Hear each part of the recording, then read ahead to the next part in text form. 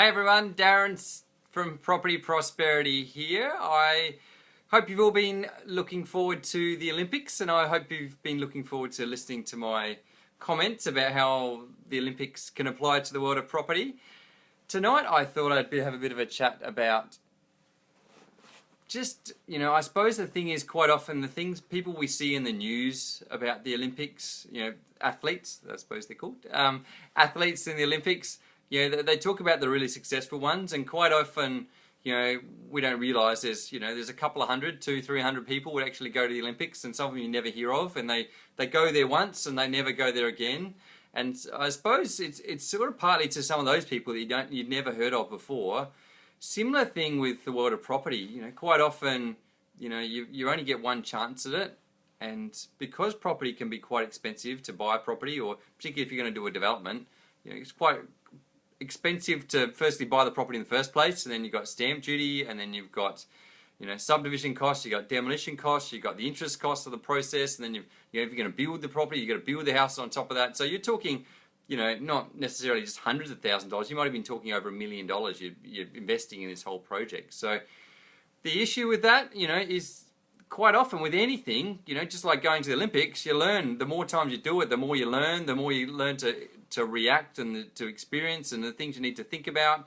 And unfortunately with the world of property, you're putting $1 million into a project and you're learning by trial and error, and you make a mistake, it can cost you hundreds of thousands of dollars. Even if you bought a property and you realise you can't subdivide and you're stuck with it, and then you decide you're just going to sell it again. By the time you bought it, even if it's only $400,000 or $500,000, you paid $20,000-$30,000 in stamp duty. You've had holding costs or interest while you're hanging on to it. Then you go to sell it, you pay agents fees. So even just to buy it and sell it and realise you've made a mistake, it might cost you $20,000, $30,000, $50,000, $100,000. If you sell it for less than what it's worth, or even worse, you go ahead with the subdivision, which you falsely thought was going to be profitable, and then you find out it's not profitable. It's really easy. Imagine if you're subdividing into 3 or 4 or whatever it happens to be.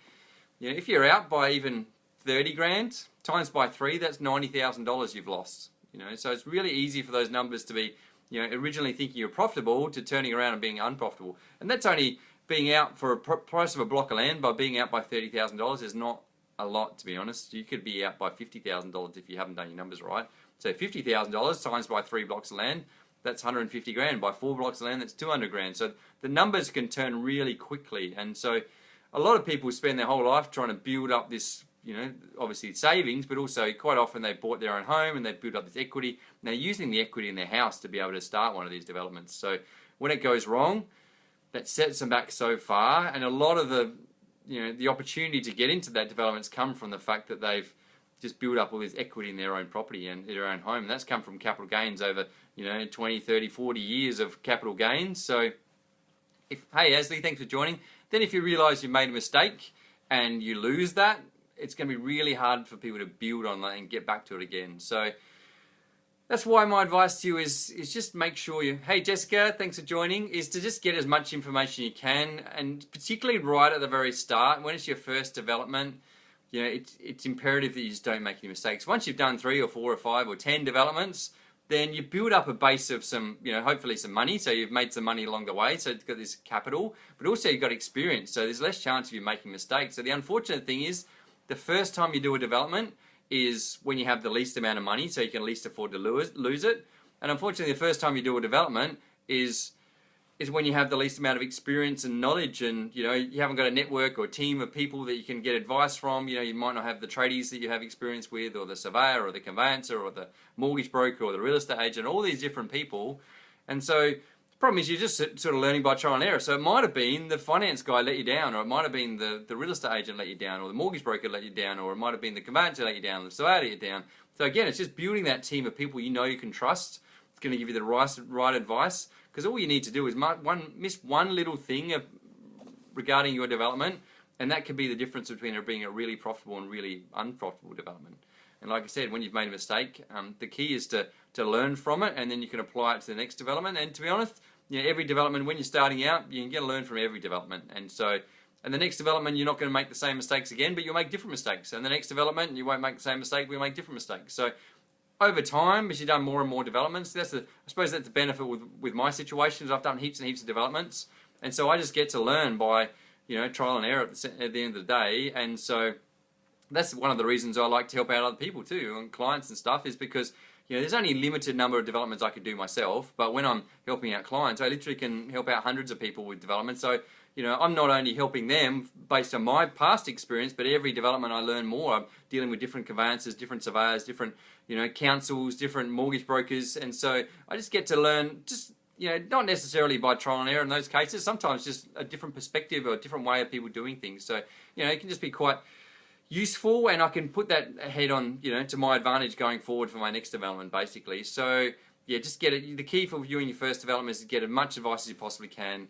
Get a team around you that you feel like you can trust. I know it's hard when you're just starting out. Read and research as much as you possibly can, and try and just build up as much capital base as you possibly can. And give yourself a plan B. Don't have a plan A and if plan B goes wrong, you're stuffed, basically, because things don't always go according to plan. So think about, what if it doesn't go according to plan? How am I going to deal with it then? Because you don't want to be desperate. Think about a development. If you get stuck halfway through and then things go a bit wrong, then you're stuffed, basically, to be honest, because with a development, you only make money at the end. So that's when you make all your profit, by selling the property, the subdivision, selling the land, or building the house and selling the house. So the key is to make sure you get to the end. If you get halfway through and you get stuck, you're probably worse off than if you hadn't done the development at all. Because if you get stuck in the middle and you've ran out of cash, or you've got a reason why you can't subdivide it, or something's gone wrong, problem with like half a development, no one's going to buy it off you, because you can't live in it, you can't rent it out, you can't do anything. You're stuck, basically. And so the only person that's going to buy it off you is a developer like me. And obviously I'm going to come in knowing you're stuck, and then I know you're desperate, and I know you're in a hurry to sell it because you're running out of cash in a hurry. And obviously I'm not going to offer you top dollar for it, because I know you're stuck. And to be honest, you probably won't feel bad if I come in and offer you a lower price, because you'll be happy just to get yourself out of the situation you're in. So the problem with that is, a developer like me will come in and buy it off you at a reduced price. Then all I have to do is fix that one last thing that you couldn't overcome, and then I make all the profit, and you've made none of the profit, and essentially you probably made a loss on the whole project, even though the project itself was profitable. It's just that you couldn't get to the end. So that's the unfortunate thing about development, I suppose, is when you need it most, all your experience and knowledge is right at the very start, and when you need it most, all your money is right at the start. You don't have any of those things, so that's when you get stuck. So hopefully that's made sense. Hopefully you can see how that applies to Olympians too. They would have learned so much by going to the Olympics. They would have been hanging around with the top athletes in the world, and they would have had a chance to see what they did and how they did it, and then they could sort of start to apply it. But again, if you don't get the opportunity to come back and apply it in another 4 years' time because of an injury or because of something else that happened, then that opportunity is wasted. So hopefully that's made sense, everyone. If someone's thinking about getting into development, or someone's getting development, then feel free to click on share button. Hopefully they'll find it useful. And if you like what I have to say, click on the like button. If you haven't liked what I say, still click on the like button, because I really appreciate it. And if you've got some comments you'd like to talk about, if you've got something about Olympics you thought might apply to the world of property, or you would have something that I'd like to talk about in a future episode, feel free to put a comment in the comment box, and I'm happy to chat about it.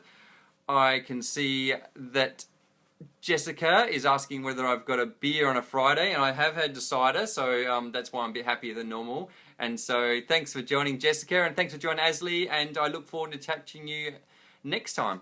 Bye. Whoops. Sorry, guys.